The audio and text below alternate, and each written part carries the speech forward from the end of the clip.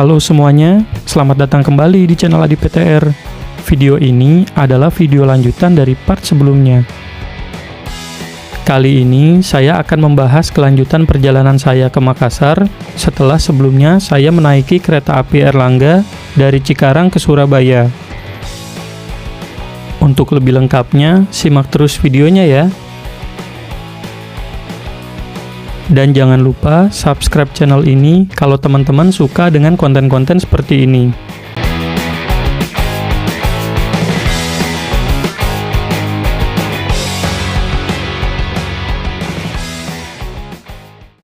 Malam ini, suasana di Pelabuhan Tanjung Perak sangat ramai sekali, dikarenakan ada kapal yang baru saja bersandar.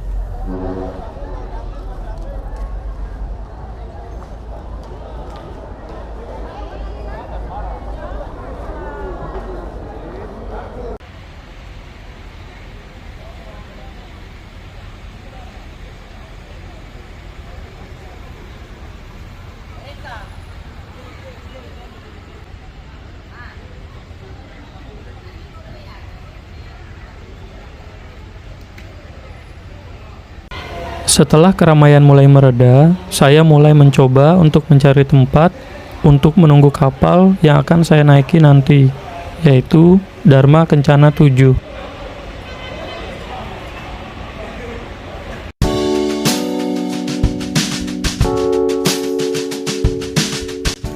Dan ternyata semua ruangan sudah ramai oleh penumpang. Jadi, saya putuskan untuk menunggu di ruangan ini untuk beristirahat dan tidur sejenak.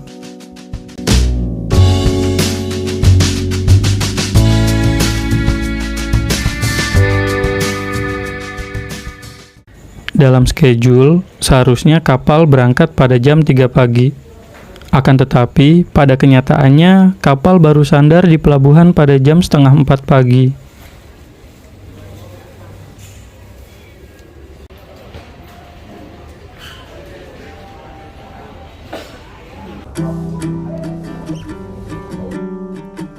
Setelah menunggu selama 5 jam lebih, akhirnya proses penukaran tiket pun dimulai. Diawali dari pemeriksaan dokumen, yaitu tiket sementara yang berupa e-tiket atau tiket fisik yang kita beli, KTP, dan sertifikat vaksin. Untuk sertifikat vaksinnya harus sudah vaksin ketiga atau booster ya. Setelah itu, akan dilakukan pemeriksaan barang dengan menggunakan mesin X-ray.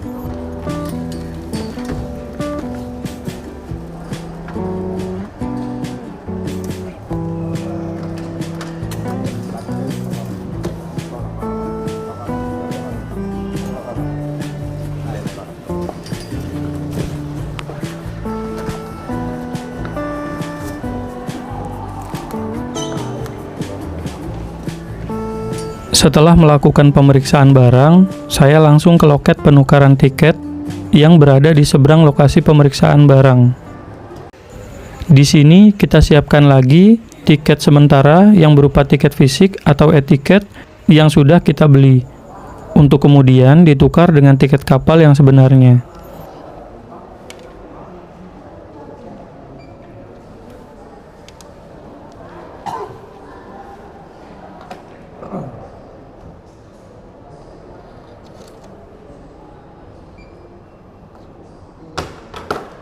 Setelah tukar tiket, saya langsung menghampiri petugas pengecekan tiket untuk kemudian diberikan gelang seperti ini, sesuai dengan kelas yang kita pilih.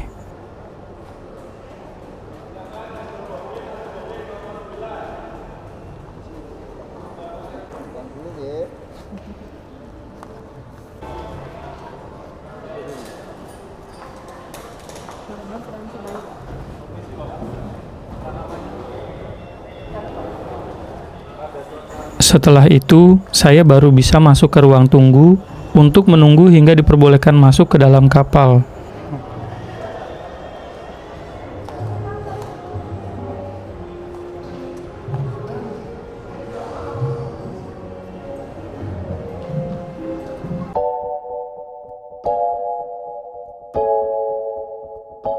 Sebenarnya, keterlambatan kapal ini sudah saya prediksikan sebelumnya. Jadi setidaknya saya sudah nggak kaget lagi saat berada di sini. Sedikit tips buat teman-teman yang belum pernah dan ingin mencoba naik kapal. Selain keberangkatan kapal, kita juga harus memperhatikan jadwal tibanya kapal di tujuan. Apabila teman-teman tidak ada yang menjemput saat di tujuan, ada baiknya teman-teman bisa memilih kapal yang jadwal tibanya di pagi atau siang hari. Karena apabila terjadi keterlambatan seperti ini, setidaknya teman-teman memiliki spare waktu agar kapal tidak sampai di tujuan pada larut malam. Karena pada malam hari, biasanya pilihan kendaraan umum akan lebih terbatas keberadaannya. Setelah menunggu kurang lebih 1,5 jam, akhirnya pintu dibuka, dan penumpang dipersilahkan untuk masuk ke dalam kapal. Oh iya, dalam perjalanan ini, saya membeli tiket kelas 1 seharga Rp465.000. Awalnya, saya berniat ingin membeli tiket ekonomi, tapi karena kebetulan ada kenaikan harga tiket untuk kelas ekonomi dan kelas 2, serta penurunan harga untuk kelas VIP dan kelas 1, saya rasa membeli tiket kelas 1 adalah pilihan terbaik, karena bedanya cuma sedikit dengan kelas ekonomi.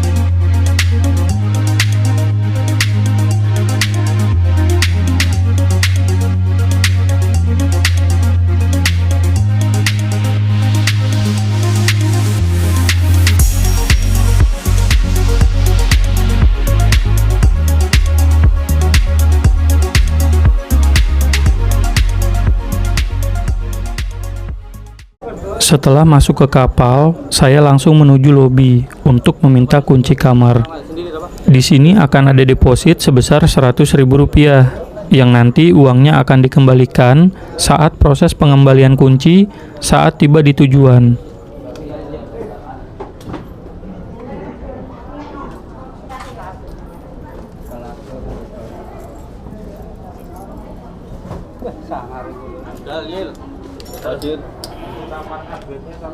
Dari lobi, saya diantar oleh petugas menuju kamar.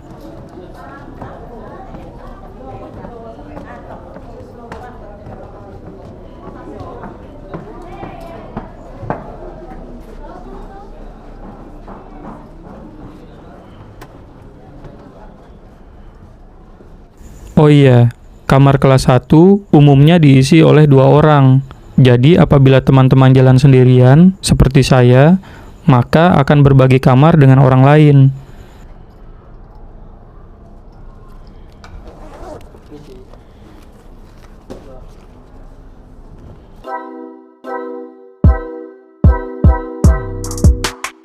Ini adalah tata tertib yang berlaku di dalam kamar. Teman-teman bisa pause aja ya untuk membacanya. Berikutnya ada 1 buah lemari besar yang berisi 3 buah life jacket. Dan untuk bagian bawahnya bisa dimanfaatkan untuk menaruh tas atau barang bawaan lainnya. Lalu ada 1 buah sofa, 2 buah tempat tidur, 1 meja, dan televisi.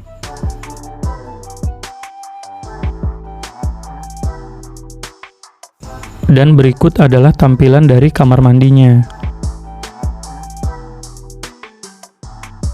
Menurut saya, ini sudah lebih dari cukup sih untuk sebuah kamar mandi di atas kapal.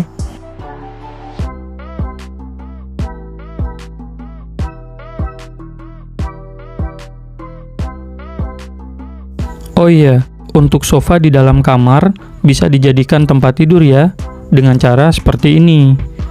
Jadi kapasitas kamar kelas 1 bisa dimaksimalkan sampai 3 orang apabila kita pergi dengan teman atau keluarga.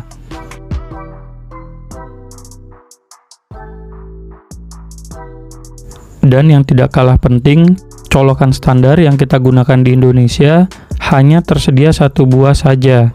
Lokasinya berada di belakang televisi. Dan untuk sisa colokan yang lain masih standar Jepang.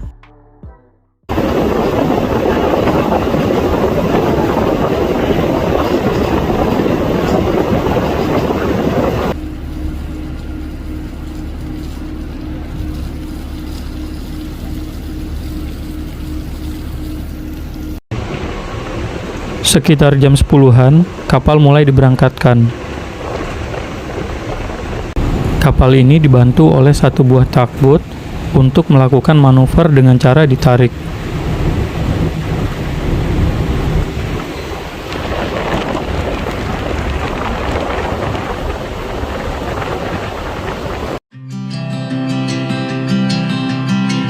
Oke teman-teman, sekian dulu untuk video part 2 backpackeran ke Makassar. Siang ini saya berencana untuk tidur, beristirahat karena semalam kurang tidur dan lelah menunggu kapal yang telat hingga 7 jam dari jadwal keberangkatan yang semestinya. Sampai jumpa di video selanjutnya ya.